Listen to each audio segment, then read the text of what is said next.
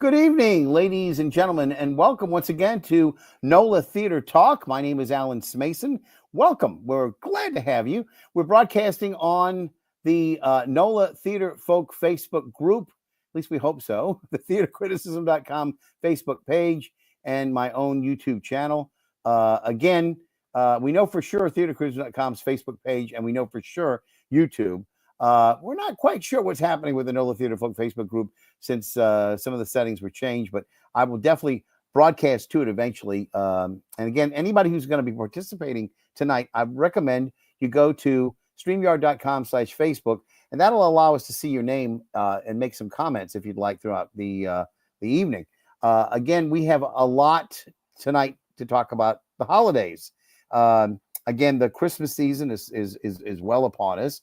If you're doing your shopping, et cetera, and you have a little bit of moment to take a little bit of a respite, we want to tell you about a special concert going to be held this Sunday. And then, of course, in the second half of the show tonight, we're going to be talking with Sean Patrick Doles, who is the author of the book Saving Mister Bingle. And there's a whole lot about that, not only about Mister Bingle, the creation that was part of Maison Blanche's flagship stores for many years, but also the creation of a member of the local Jewish community who actually capitalized on that particular character and made it into an institution. A lot of people don't know the connection, and so we're all New Orleans, whether we're Catholic, whether we're Jewish. We all are celebrating, together. Jazz Fest, Mardi Gras, the whole carnival season is a melting pot of all kinds of different cultures and sometimes the clash of those cultures. But again, my hope is that you'll stick around and enjoy the segment on Mister Bingle, as well as learning a little bit more about this incredible concert that's going to be provided free of charge coming up. And the person who's going to be on with me in just a second is Brian Morgan. And some of you may remember Brian was on Steppin' Out with me a few years ago. He's stepped off of Steppin' Out, but he's here tonight with us. And Brian, welcome to the show. Thank you for coming in. Now, first off, you are a bit of an aficionado, I would say, an opera lover like me, and quite educated in terms of all the different forms of opera, et cetera. And so you know about that. You know a lot about classical music. I believe, if I'm not mistaken, you are a bona fide organist, correct? That is correct, Alan. Now, many years now. Tell me a little bit, because I know that Sarah J. McMahon is the music director at St. Louis Cathedral. And we're going to talk a little bit about that too, in a sense, cathedrals and basilicas. I want to get into that in a little bit too. But first of all, how do you get? Because I know that there was a lady there at St. Louis Cathedral who was a customer of mine for many, many years. She played the organ there. Dr. Cambone. She was one of my teachers. Elise Cambone, and she was an institution there for many decades. And again, how do you get the gig to play the organ at St. Stephen's, where this particular concert's going to be? And do you get recommended for it, or do you kind of like volunteer? How does it work? It's a bit of a story that I can tell very quickly, in that in the late 80s, I decided to pursue a vocation as a monk. When late 90s, I should say, when Hurricane Katrina came, I was in a monastery in Oregon, a priory, and the disaster of Katrina is what made me rethink, and I came back home after that. So you were in a priory as opposed to an abbey, right? A priory is a smaller monastery than an abbey. Okay. An abbey has an abbot. A priory has a prior. Okay. So you were in a priory prior to Hurricane Katrina, and then you came back. Okay. That's right. So, but had you been an organist prior to had you done anything like that? I was an organist really first before, I spent my whole life as a classical musician, but really organist in a sense before anything else. I started more than 50 years ago, in fact. Wow. The first professional engagement I had was playing for a cousin's wedding in 1973. So I played all those years. And so to zoom to modern times, after Katrina, there was a position at Our Lady of Good Counsel. So I played there for a few years. And then if you remember local history, Our Lady of Good Counsel was suppressed and joined in with St. Stephen's. Well, Okay. at that very moment, the organist at St. Stephen's left. To So pursue. an opening for you. It's sort of That's right. like on Broadway, That's right. You have to be at the right place at the right time. And so since then, I've been the music director and organist at St. Stephen's. And of course, a few years ago, the Vatican named us a basilica. So I'm very happy to be there. We had a massive restoration of the church a few years ago. So it's a beautiful place to work. And you still have a little bit of the outside work that's still being done on the scaffolding that's being done on the steeple there. But I got some pictures. I'll show a little bit about that later. But how old is St. Stephen's? Because it dates from the 1880s. Okay. Now I know that I just recently, the day after Thanksgiving, as you probably know, since 2004, I've had my 10 Commandments hike that I lead with the Boy Scouts, now Scouting America. And we go to 10 different houses of worship. We learn about the 10 Commandments in each one of them. And I would have included St. Stephen's, but to go from St. Charles Avenue at Napoleon to go all the way down to almost Magazine, and then to go all the way back is probably another mile that I have to make them go. And walking. So if the Scouts are interested, and if we could get St. Stephen's to open for us, that's the biggest problem. I assure you, I would, if no one else would be there, I would be there to let you all in. Then we'll maybe put you on, because we've had Holy Name and we've had Mater Della Rosa for many years. But I would love to incorporate another Catholic church on the talk. I always have two Catholic churches on the talk, one for Holy Name being Jesuit and another being Archdiocesan. So there is a little bit of a difference between those.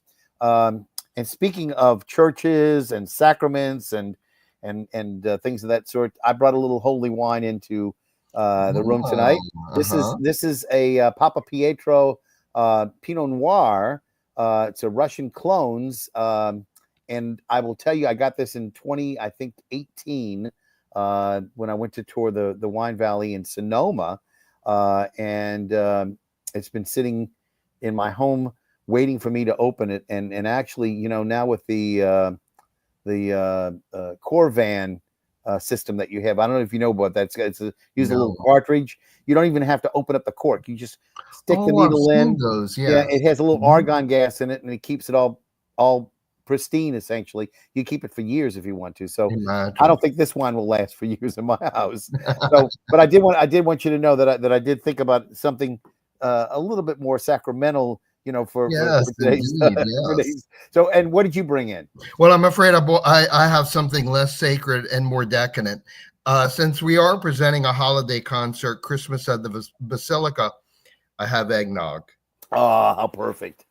So, Christmas at the Basilica. Which I love.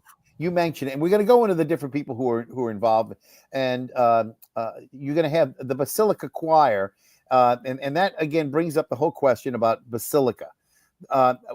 What is the difference? I know at one point St. Louis Cathedral was also named a basilica, was it not? At one point, that's right. I think it was Pope Paul VI that named it a basilica, and then a few years after that, the then Archbishop, I think it was Archbishop Hannon, but I'm not entirely certain, requested that they resume the title of cathedral rather than basilica. Of course, they still are both, but because it simply was. Everyone was so used to calling it St. Louis. Nobody called it anything but St. Louis. Right, exactly. Yeah. So it's a cathedral basilica. So what is the difference between a cathedral and a basilica? Do you know the difference? Mm-hmm. A cathedral is from the Latin cathedra, throne. In other words, it's the throne of the bishop. In our case of the archbishop, where the archbishop is located is our cathedral. A basilica is a great church, and that we are associated in a special way with the Vatican. Of course, Rome has, I think it's 4 famous basilicas. St. Peter's Basilica, for instance, is not a cathedral. The cathedral is one of the other basilicas in Rome, where the Pope technically has his throne.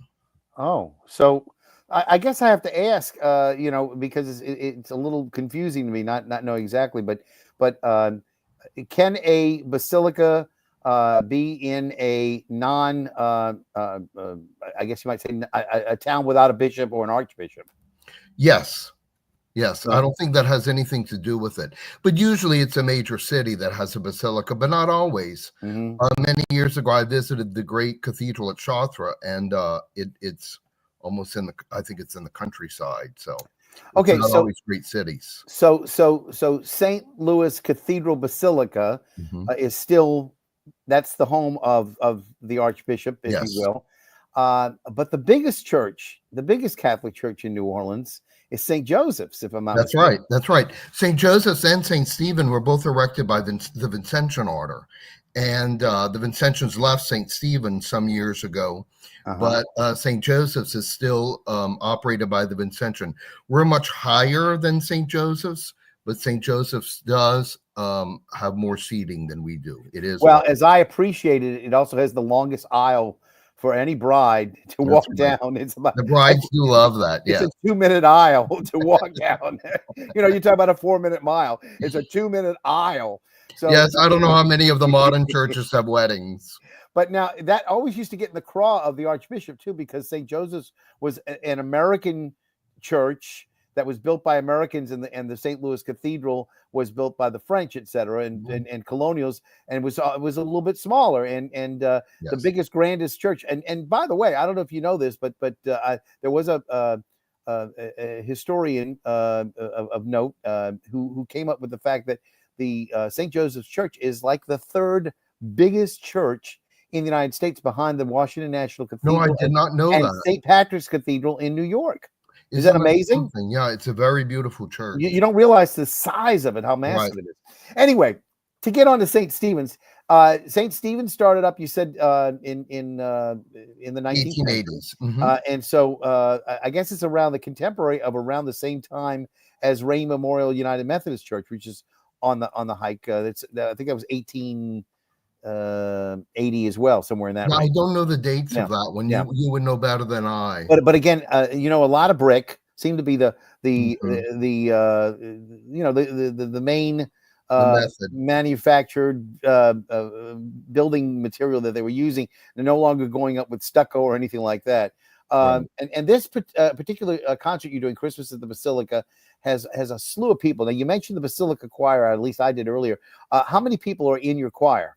The choir is rather small. It's rather modest. Oh, okay. It's odd to say, though, Alan, that even though we're the 2nd largest church in New Orleans in the Archdiocese, the choir loft is actually rather small. Maybe the pipe organ takes up too much space. I'm not sure, but Well, we at our before the pandemic, we had a larger choir, and we were just fitting at that point. So, but we've lost a few in the pandemic, as everyone else has as well.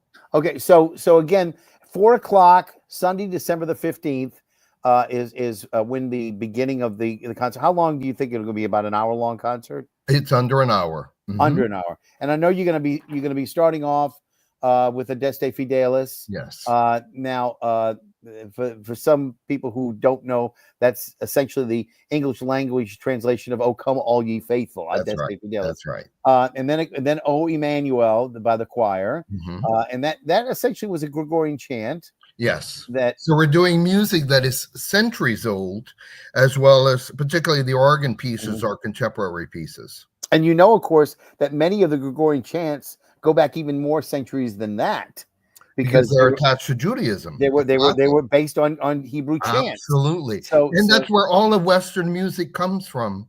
yeah. Comes from Gregorian chant, which comes from what is the right word? Hebrew chant, Jewish chant? Yes, yeah, they would call Hebrew.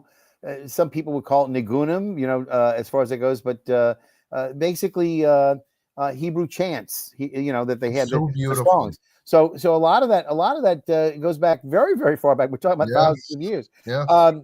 The Ave Maria you're going to have done by a soprano, and maybe you could tell me a little bit about Melissa Braccato.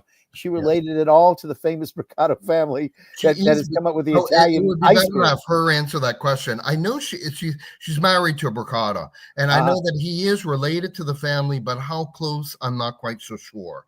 She's a very talented lyric soprano. She's been on our staff many years and also came from Our Lady of Good Counsel, in fact. So one of the best things you could say about her voice was that she'd be sweet and creamy. That's right. Like the ice cream. So anyway, that's that she's going to do the Ave Maria. Now, this is not the Ave Maria that we would think of the Gounod or very astute of you. Yes, neither the Gounod nor the Schubert. Nor the this Schubert. Is Flora Petters. Okay, so please a tell me, contemporary Dutch composer. So tell me a little bit about is it closer to the Gounod or is it closer to the Schubert or is it sort of in a class? I would say it's really not like either. In truth, very, very light.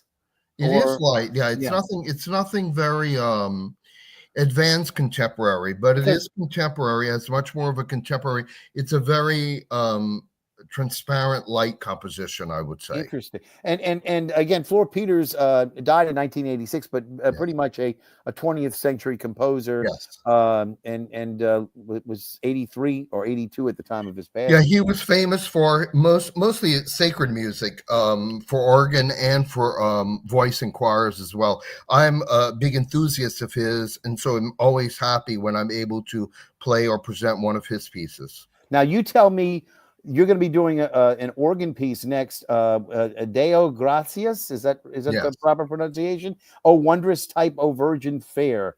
You're going to have to tell me a little bit about that. Now, is this something? Well, of course, Deo Gratias means thanks be to God, and every mass concludes with that.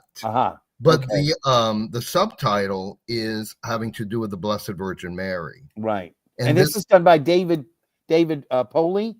Yes. Now he's a contemporary too. Still alive, yes. Yes. So the piece is very interesting in that it uses the reeds of the organ. So it somewhat sounds like trumpet or oboe. And the rhythm is very sophisticated. It's really a great triumphal feeling piece, praising the Blessed Mother, who for Catholics is so much of a part of Christmas, of course.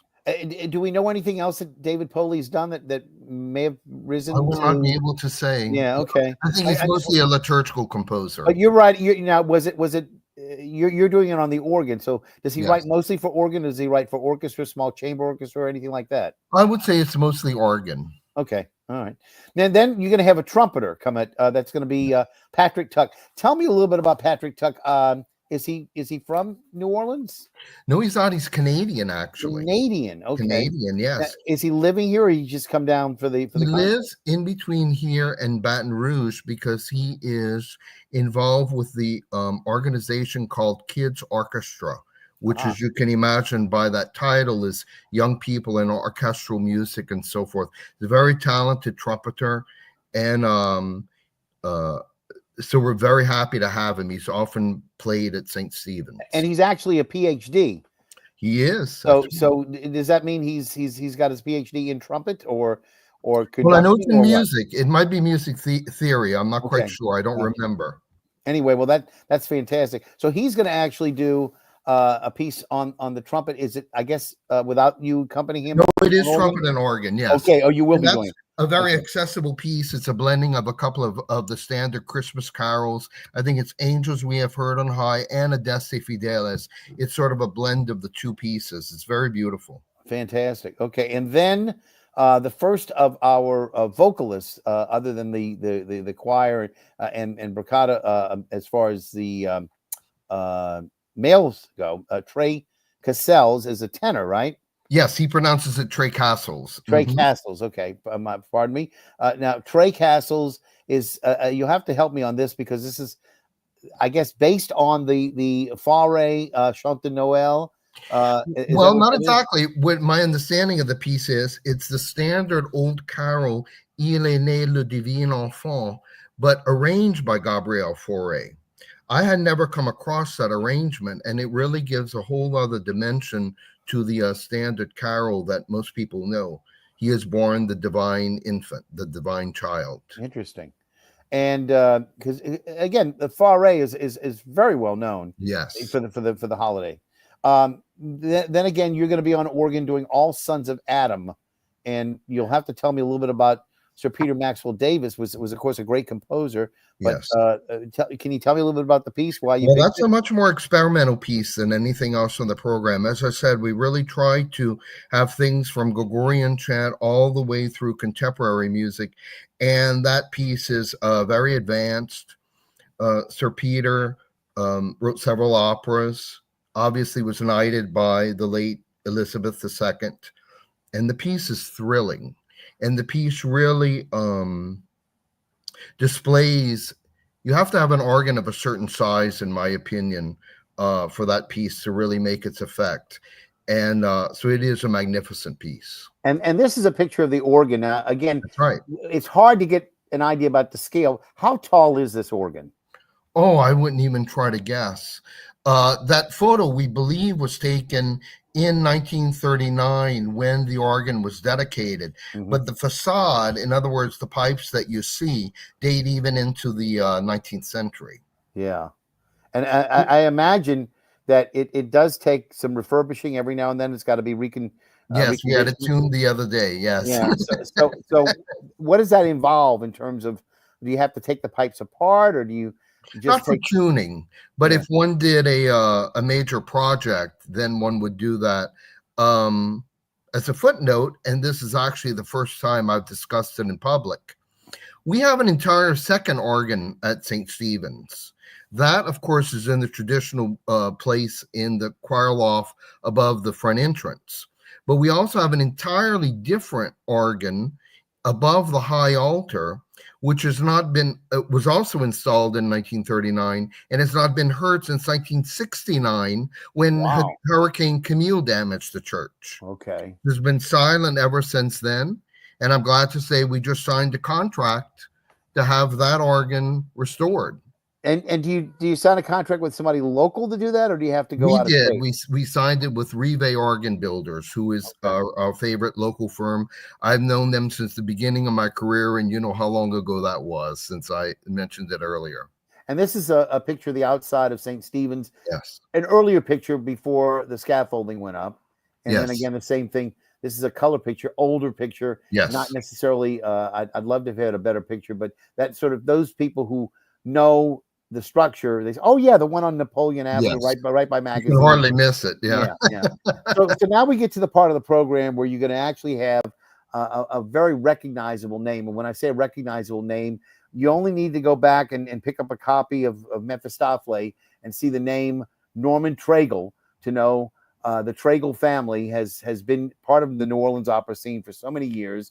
And again, his daughter Phyllis, who's seen here as a promising soprano. I mean, I would say that's a really old. I don't even see the Yes. date there. You can probably see what I'm sure it's from the early 80s. Yeah, or late 70s. But in any event, Phyllis, of course, has been establishing her own career.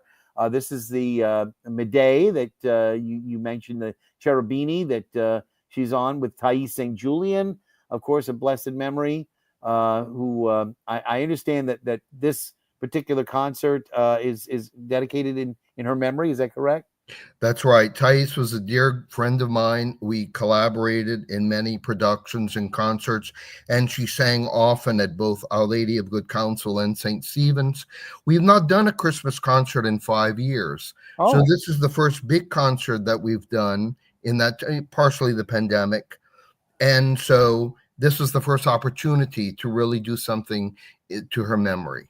and I have to say, I also attended her funeral. There were not that many people there, but I did appreciate all that she did. Of course, she and her partner Milton Sherman had been involved with the antique music group that they had out of New Orleans that would actually go back and play music. I don't know if you call it what pre-Renaissance, It was pre-Renaissance medieval. and a lot of Renaissance, Yeah, medieval and yeah, Renaissance. Yes. and so again, for those of you, I'm trying to remember the name of the group. Musica de Camera. Music in the Camera, really lovely. And again, I'm sorry to say that she's no longer with us, and I know the group is pretty much not Yes. functioning these Well, days. Milton passed away Milton passed away too. recently too at a great Yeah. age in his Yeah. case. Yeah. So unfortunately, but we will say that you will be able to see and hear Phyllis Tragle perform, and of course, Phyllis is a little bit being overshadowed by her own daughter these days, who won the Metropolitan Opera competition, I think, not that long ago, a few years ago. So, and Yes, she's can you establishing imagine her own career. 3 generations in New Yeah. Orleans, Tragles who making their mark in the world of opera. Well, this is since World War II because Mr. Tragle made his debut here in 1947. So Yeah. the Tragles are encompassing all of that. Yeah. Young Emily has sung with the New Orleans Opera in concert. And so we have it really is amazing. I don't know of another antecedent of 3 generations. Yeah. So we need to kind of wrap things up real quick because I want to get to the rest of it. Panis Angelicus is what Phyllis is going to be doing. I assume Mr. Phyllis Castles and as well. yes, they're doing the and duet that's version. César Franck, Mhm. and then you've got a piece by Jacques Berthier Yes. on flute, Yes. and the flautist is that Lewis Hackett. Lewis Hackett, a New Orleans native. Yes. And again, backs for music from the University of New Orleans. He's very talented. A music director at St. Clement of Rome on West Esplanade in Metairie. And then you've got Silent Night on organ that you're doing again. Yes. And then the Cantique de Noël by Adam which everyone knows by "Oh Holy Night." Oh Holy Night. Yes. And then you're going to end with the Salve Regina. Yes, sung by everyone, which everybody will do, and you'll do it on the organ, and that's Gregorian chant as well. So that in a nutshell is the Christmas at the Basilica, and again it's going to be presented for free Sunday, December the 15th at 4:00. Once again, Trey Castles, Melissa Bricado, Lewis Hackett, Patrick Tuck, Brian Morgan, and the Basilica Choir at the Basilica of St. Stephen, which is located at 1025 Napoleon Avenue, New Orleans. And if anybody needs information about it, I can put the phone number up, which is 227-3793. Again, 504-227-3793. What time do you think people, the doors will be open? 3:00? Yes, I would say by 3, certainly. Mm-hmm. And before we let you go, I know that you were a recipient of one of the copies of Saving Mister Bingle. Our guest coming up is going to be Sean Patrick Doles, the author of that particular book. And you went to go look for it, but you couldn't find it. It's somewhere in your library somewhere. But yeah, I have a considerable library here, but I bought it when it was new because Mr. Bingle was my childhood hero. And all of us in our generation, yes, and mine as well. And I mean, he still evokes magic in anybody who was alive at that time.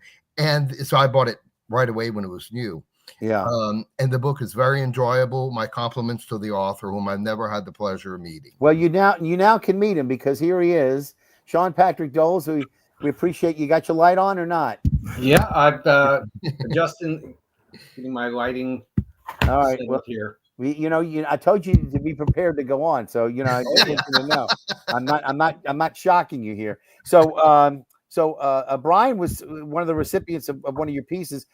We could actually get a little bit more light on you because you're a little bit. There you go, a little bit more light on you. So and maybe get a little closer to the screen so we can see you a little bit better. But great. We appreciate you being here. I know it was sort of last minute challenge today, but we're going to try to run a little story in the Crescent City Jewish News about the creative genius behind. And I call him a genius because he really was. He invented. Yes. I mean, it's sort of like who invented Ronald McDonald.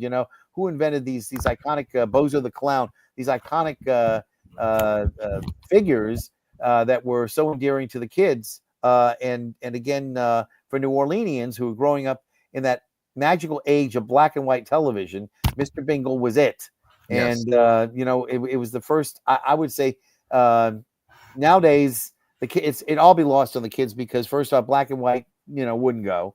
It had to be color. And although Mr. Bingle did go in color too, and we'll talk to Sean about that later on because I know that there were originally it was done in black and white and then later went to color. We'll find out when that change happened. But again, Brian, thank you for being with us tonight. I want to express the best wishes for you. I hope that people come out for your concert. And again, I'll put up the number again is 504-227-3793. That's 504-227-3793 if you have any questions. But just show up 3:00 at the Basilica of St. Stephen on Napoleon Avenue, right near Magazine, and enjoy what should be a wonderful afternoon of Christmas fair. Okay. Thank you, Alan. It was You're nice more than meeting welcome. you, Mr. Doles. All right. It's a pleasure. Thank you. All right, Brian. Take care. All right. So, Sean, it's just you and me together. Appreciate you being with us today.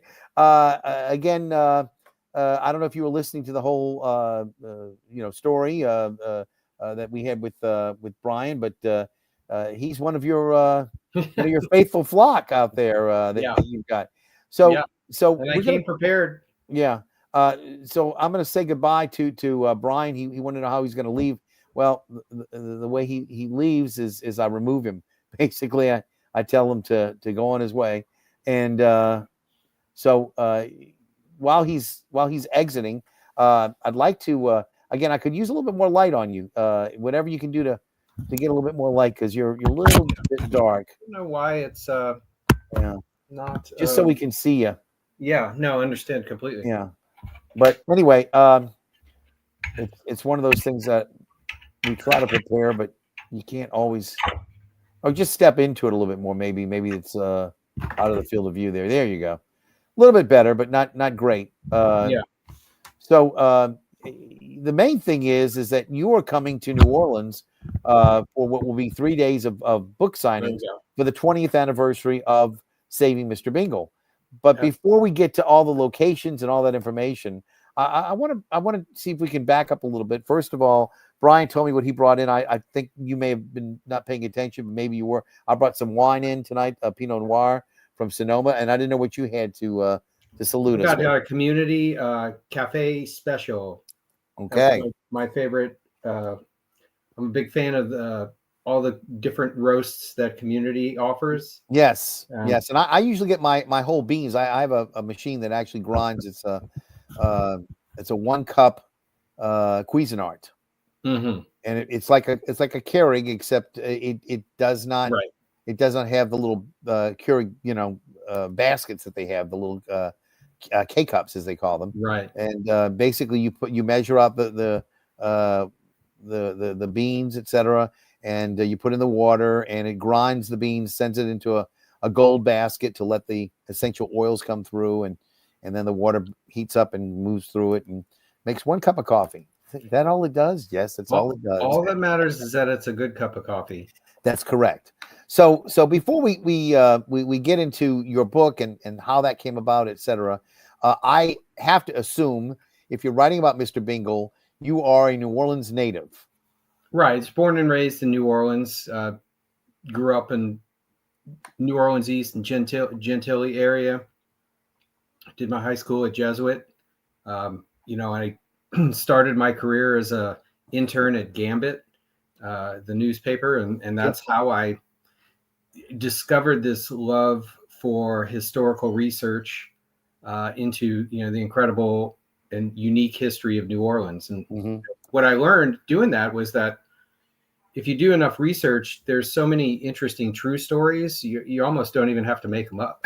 Well, that's true. So I guess the first time you seem to be. When did you graduate, if I may ask the year? I was class of '88. So okay, so I was definitely a couple of many years before. I would say many years, but my graduation class was you said was 88. 88. Yeah. So I would have been something like 16 or 17 years probably before that, at least.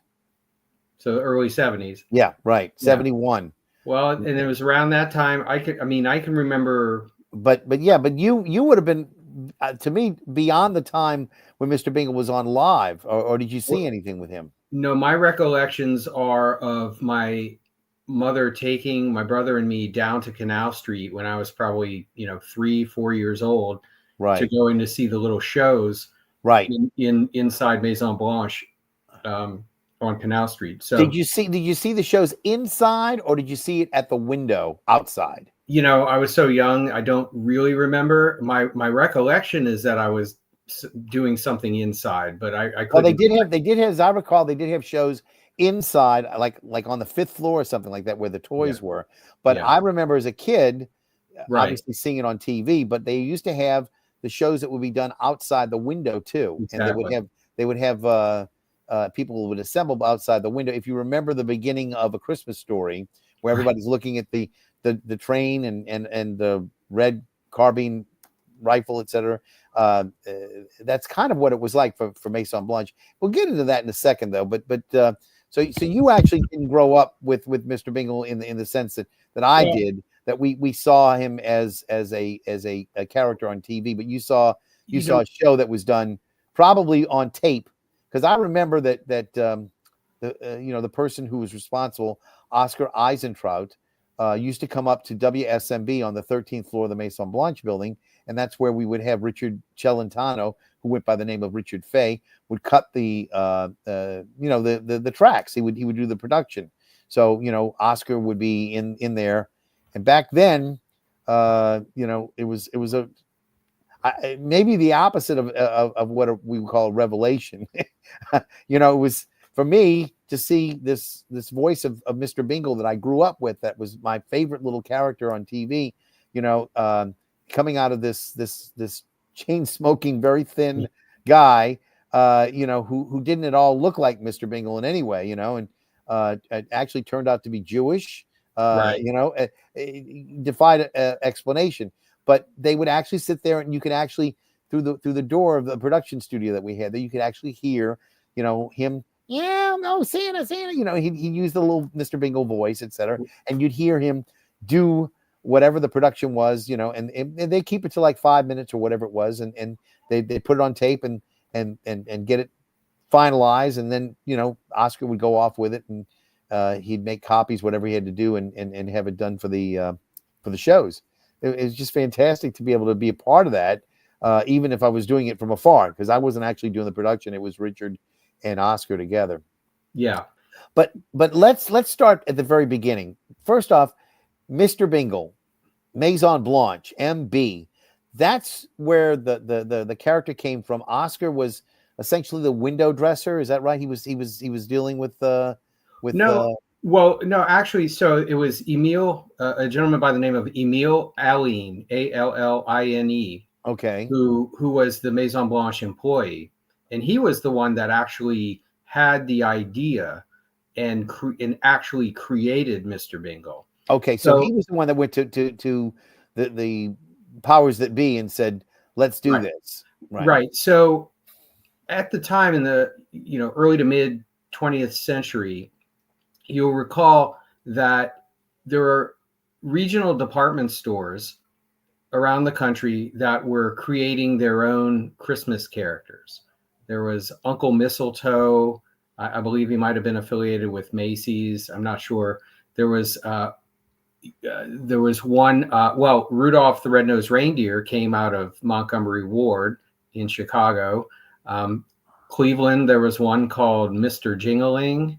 And so there were all of these regional characters that were sprouting up. Where was Mr. Jingling? Do you know what was it? The May Cleveland. Company?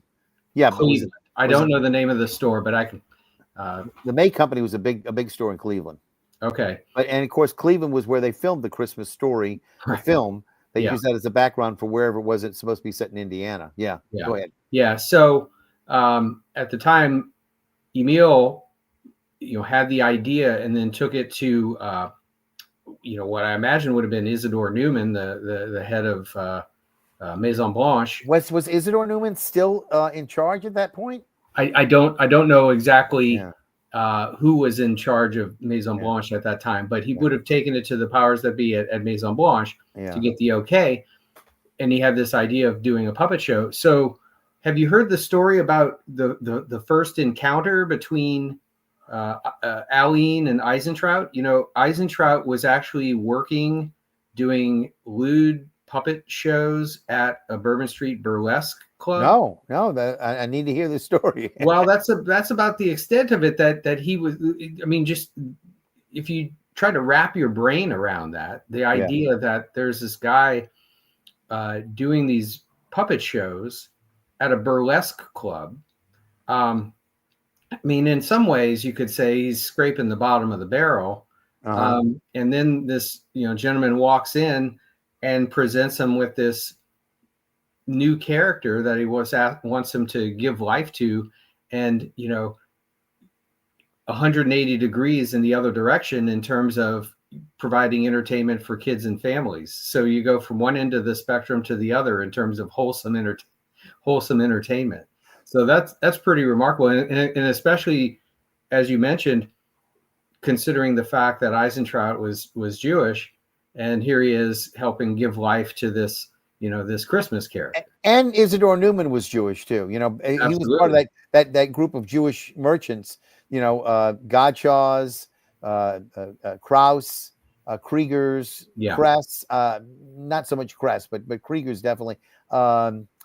I can't say D.H. Holmes was, but most of the stores on Canal Street, the big stores, were all run by originally Jewish merchants who, were doing their part to try to become bigger and bigger. And of course, at the time, Maison Blanche was the biggest in the South, not just in New Orleans and in Louisiana, but in the South, bigger than Houston, bigger than Atlanta, bigger than anything in Alabama, and I would imagine probably even parts of Tennessee. I would imagine that Maison Blanche did a huge business. Absolutely. And so again, this was a way to tie in with the Christmas season. Whoever I don't think Isidore Newman was still around at that point, because this is the 50s, and he had founded the store, sometime around the turn of the century, I believe he was running things. So, but by the same token, whoever it was, I'm sure did not want to miss out on a good thing. They probably had to be convinced, that this is going to be a good thing.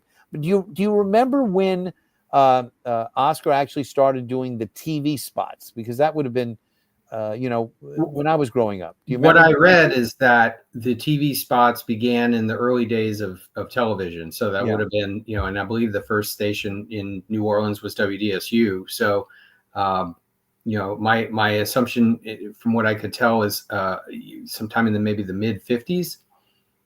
That'd be about right. So about, maybe roughly 8 years after the creation of the character. And of course, Mister Bingle, I don't have the jingle, et cetera.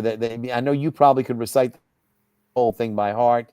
To have it, but basically, Mister Bingle was an elf that was supposed to be helping Santa. He was a little snowman, right, who came to life. Yeah, he had little holly wings.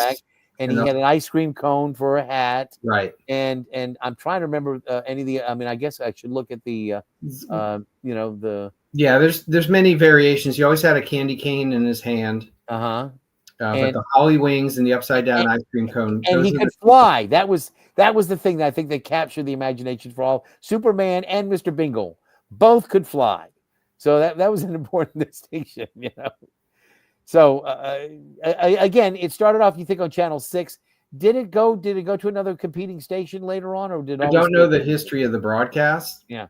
No, but the thing that I think what I've heard is that, to your point, for many of these kids of a certain age, this is some of their earliest Christmas memories. And then for me, like I said, being 3 years old, going down to Canal Street and seeing this character, like we still had the dolls, we had the ornaments, we had all the different items. So for me, when you think of Christmas in New Orleans, it was always, Santa. It was 1 and 1A. It was, Santa and Mister Bingle. They kind of went hand in hand. So, and there are lots of these pictures that you see the old Maison Blanche storefront with a giant Santa, and sometimes you would see Mister Bingle on the front too. Absolutely. Not as big as Santa. Santa was always the big star. There was no doubt that Santa was going to be the star. Yeah.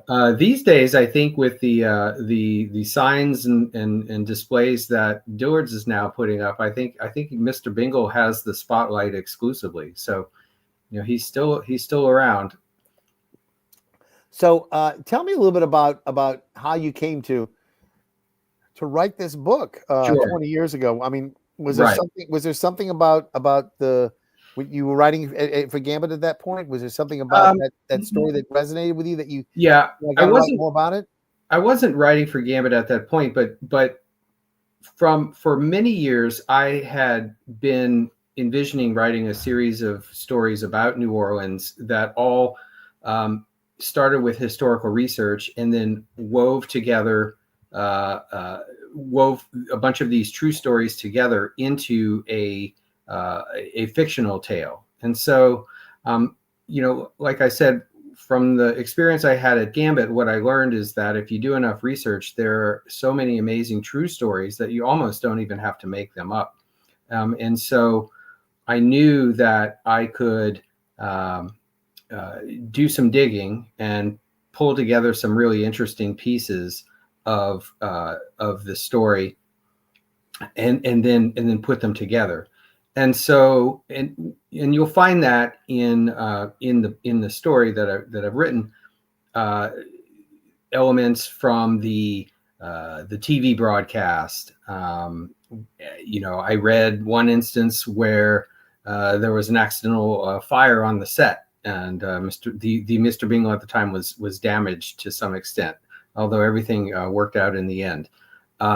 I found a newspaper clipping from one year when the giant Mister Bingle that adorned the exterior of Maison Blanche on Canal Street, it was flown in by helicopter, which is a pretty larger than life experience.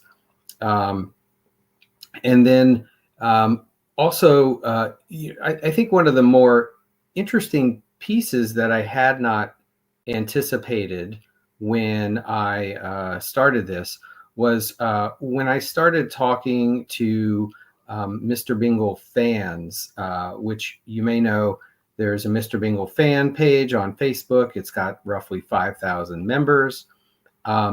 What I learned was that there were many people around who felt as though Mr. Bingle was no longer around, who felt that perhaps the current owners of his likeness might be trying to phase him out. Now, and some people would even make comments like, "Oh, it's a shame that he is not still around." But at that time, Dillard's was still manufacturing the dolls, still put up the some displays in the stores.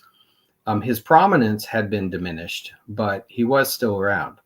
But I just thought that was really telling, that there was a sense that somehow he was slipping away. And I think symbolically, as you have corporate mergers and corporate takeovers and sort of a homogenization of New Orleans culture, I think there was this feeling like the New Orleans culture that everybody loves was slipping away too. Mm-hmm. And so in a way, Mr. Bingle kind of took on this symbolic role of holding on to what makes New Orleans unique. And the kicker of it all was when I discovered that Oscar Eisentraut, the Mr. Bingle's voice and his puppeteer, by all accounts was an eccentric, died alone and penniless, and he was buried in an unmarked grave in Hebrews Rest Cemetery. Yeah, Hebrew Rest number 3. Number 3. Yeah, on Pelopidas Street. Pelopidas. Pelopidas. I'm sorry. Pelopidas. Yeah, that's no problem. And in Gentilly, and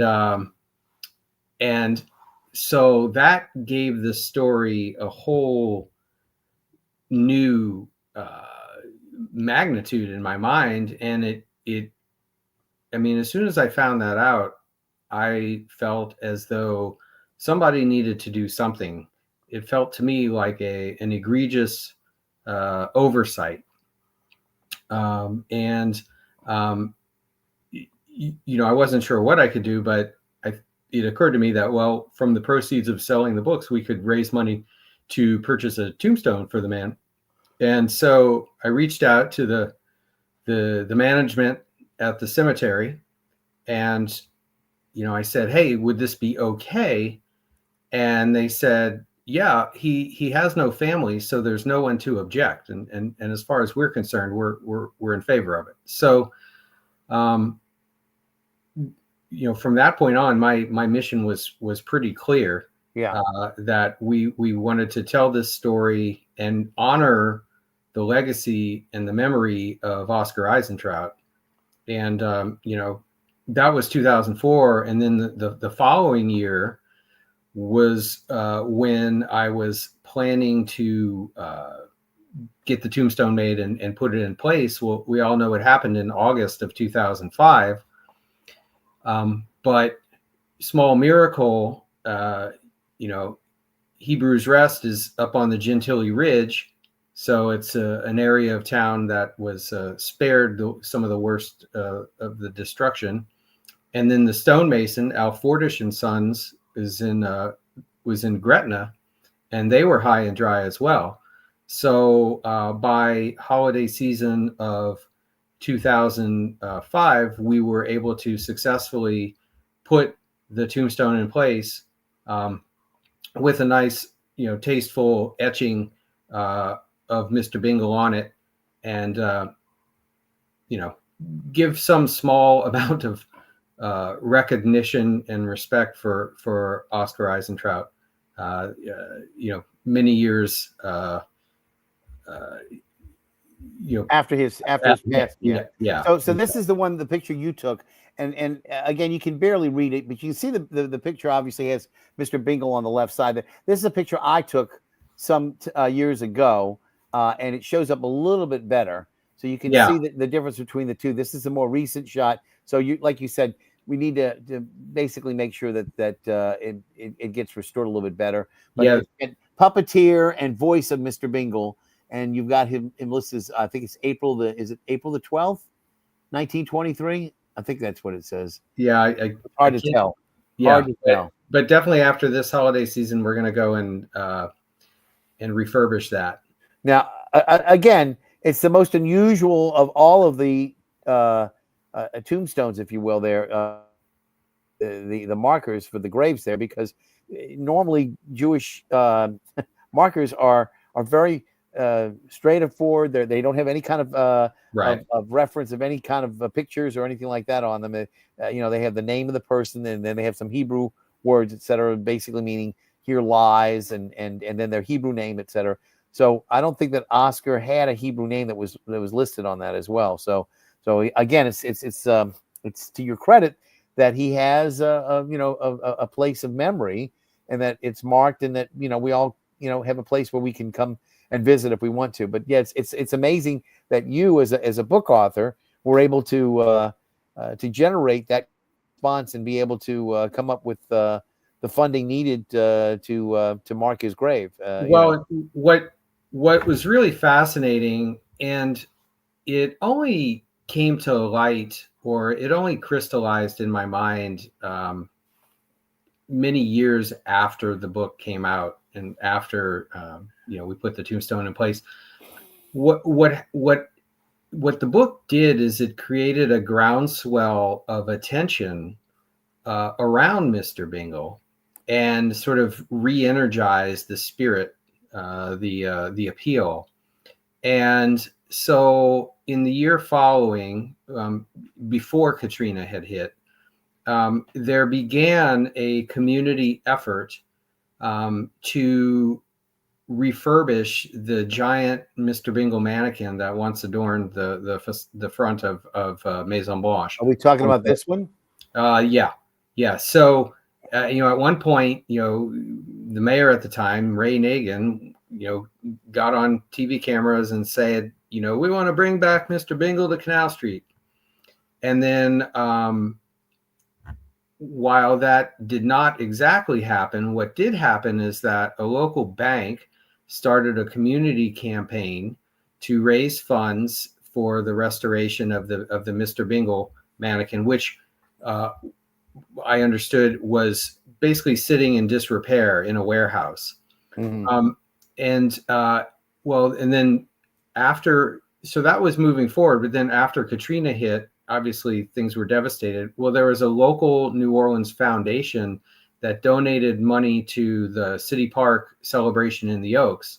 And as part of that, they looped in the Mister Bingle restoration effort, and they made the Mister Bingle kind of one of the centerpieces of the holiday and the celebration in the Oaks display, really elevated the prominence of it.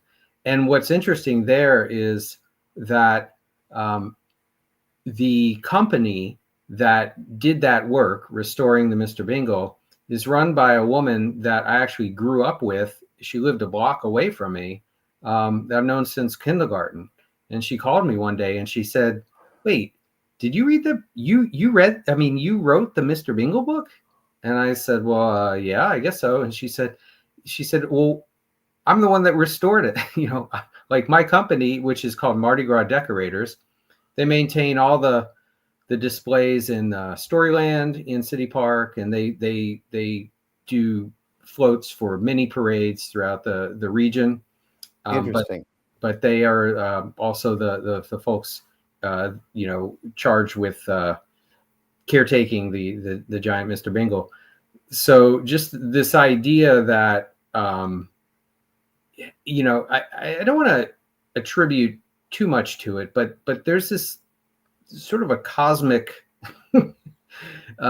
energy around it. This idea that somehow in the research I stumbled upon this nugget of right, and it was and so it's and the other interesting thing there is that the way that the story came to me, it came to me almost fully formed. Like I had a real clear sense of kind of how it, the beginning, middle, and end.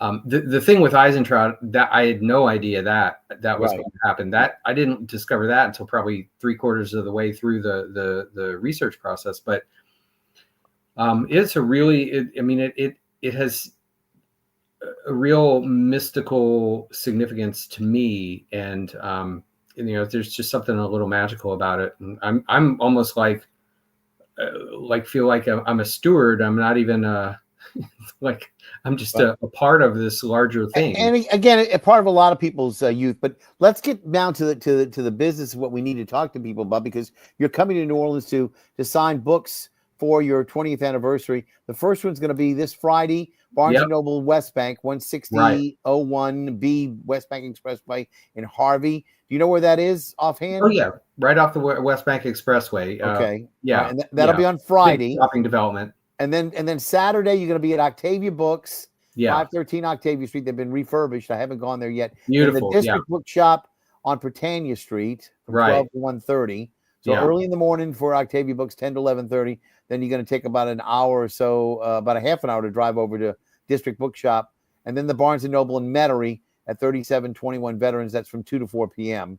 And then finally on Sunday, make sure we can get that out. On Sunday, we have this one, Barnes & Noble in Mandeville. That's again on the North Shore. For those who don't want to have to drive all the way into New Orleans to come in, you'll be able to pick up a copy. And this is going to be on Highway 190, Suite 10 at the Barnes & Noble. And that's not too far off of the Causeway, if I'm not mistaken. Right, it's right there. It's one of the main shopping areas in Mandeville. Yeah, and beautiful. So anybody who wants to get a copy, do you have a copy of the book that you can hold up? I don't have one handy. Honestly, okay. I should have been prepared. Well, much to your regret, you're going to say, "Gee, I wish I had done that." I know. Because I don't even have a copy of the book cover to display. But that's okay. I mean, if you want to see what it looks like, you can imagine. Yeah, just go to savingmrbingle.com. Savingmrbingle.com. You can go there and you can go check that out. But again, Friday, Barnes & Noble West Bank. Saturday, Octavia Books, Garden District Bookshop, and then Barnes & Noble in Metairie. And then on Sunday, Barnes & Noble on the North Shore. So, you got to put now, and you're coming in. You're actually driving in. Are you bringing your own books, or do they have their own? I work with a Louisiana book company, which is a local distributor. So yeah, they handle that. So you don't have to bring them all. Yeah, I'm not carting my own books. Yeah. Yeah, and I assume that if people miss you this weekend, that you'll sign books and that they'll be there on hand for people to buy. Yeah, I'll leave signed copies there.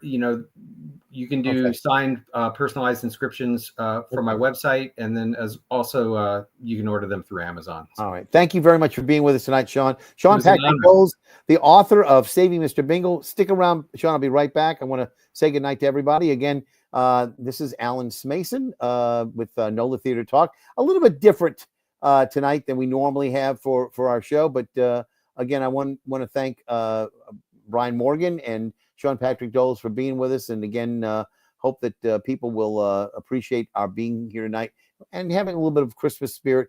The season's greetings for everybody. Again, we'll be back hopefully in a couple more weeks. Next week we'll be taking off. And until that time, I'll see you at the theater.